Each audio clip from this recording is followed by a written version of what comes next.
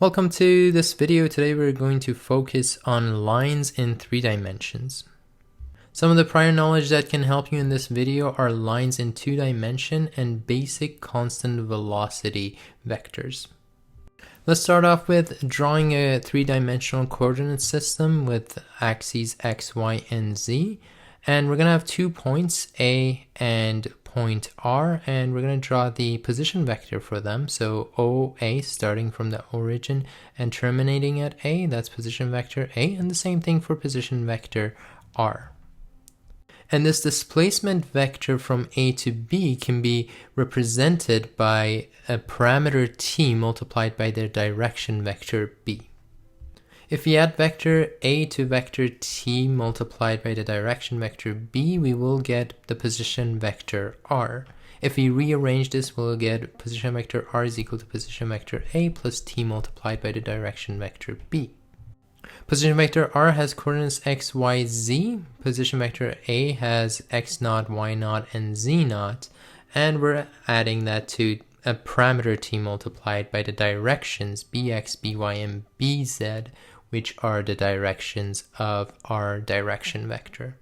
This is called the vector equation for a line in 3 dimension. We can rewrite that in their components, and that will be the parametric equation for the line in 3 dimensions.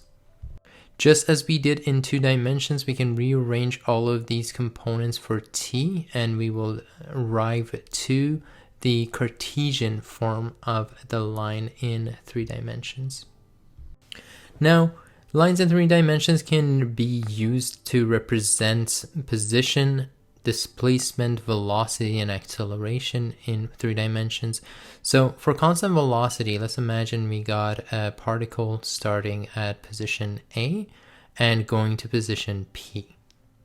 The displacement between A to P can be represented by the time it takes for the object to travel in that direction multiplied by the velocity vector. So in general, the position vector P, which will have components x, y, z, will equal to the position vector A, which is the initial position, with components x naught, y naught, and z naught, plus the time it takes multiplied by the velocity vector, which will have x components, y components, and a z component.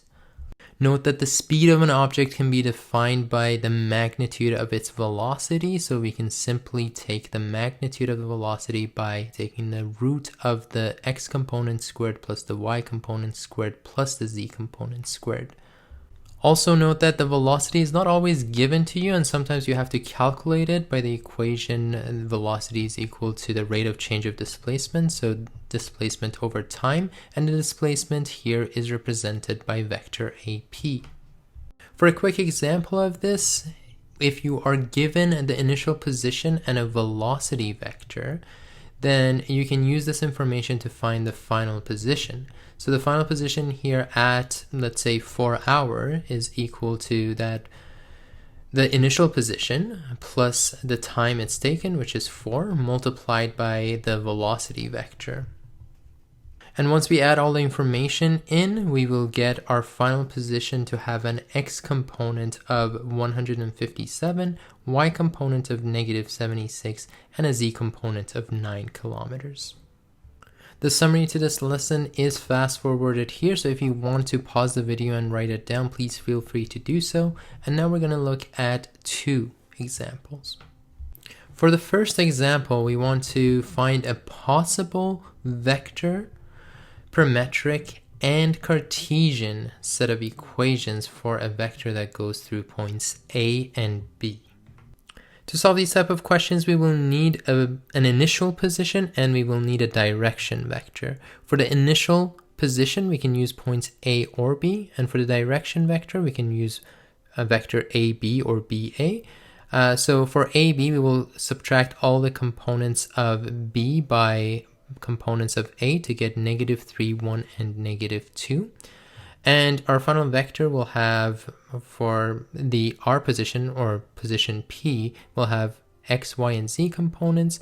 The direction vector is -3, 1, and -2. And the initial position could be 2, 3, 5, or negative 1, 4, and 3. To find a parametric equation, we're going to use all the x, y, and z components from the vector form, and x is going to equal to 2 plus t times negative 3, y is 3 plus t times 1, and z is equal to 5 plus t times negative 2. We can rearrange these for t to get our Cartesian form as x minus 2 divided by the x component of the vector velocity or direction velocity, negative 3, which is equal to y minus 3 over 1, which is equal to z minus 5 over negative 2. If you have a negative in the denominator, we can distribute the negative part of it to the numerator, and we will get 2 minus x over 3 and 5 minus z over 2 for the first and the last sets. And that is our Cartesian form. For the next question, we're going to have a drone, which has a starting position A, and it's going to be moving at a constant velocity in a straight line. And 2 hours later, it is going to be at position B.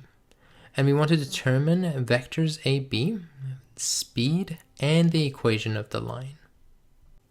Well, for our vector AB, which also represents the displacement starting position A and terminating at position B, that will equal to all the coordinates of the point B subtracted by all the coordinates of point A.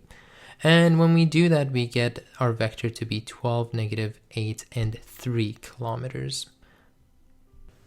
To find the speed, we need the velocity. We know velocity is the rate of change of displacement, and the displacement is represented by vector AB. The time here is 2, so our velocity will be 1 over 2 multiplied by the displacement.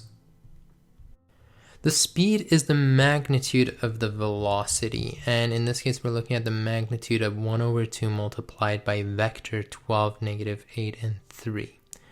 The magnitude of 1 over 2 is 1 over 2, and the magnitude of the vector can be expressed as root of its x squared plus y squared plus z squared. We can write our final answer here as root 217 over 2 kilometers per hour, or estimated in 3 significant figures as 7.37 kilometers per hour. For part C, we want to find the equation of the line, which involves our initial position, which is 842, position A, plus time multiplied by the velocity, and velocity here is 1 over 2 multiplied by the displacement, which is 12, negative 8, and 3. We're going to multiply out the 1 over 2 inside with our displacement to get 6, negative 4, and 3 over 2. And that is our vector equation for our line. I have prepared 2 questions for you folks to try out on your own, and I will try to post a solution to these on a separate video as soon as I can. I hope that this video was helpful in giving you an idea about the 3 different forms of equations of a line in 3 dimensions, and some of their applications in displacement and velocity. Thank you for watching.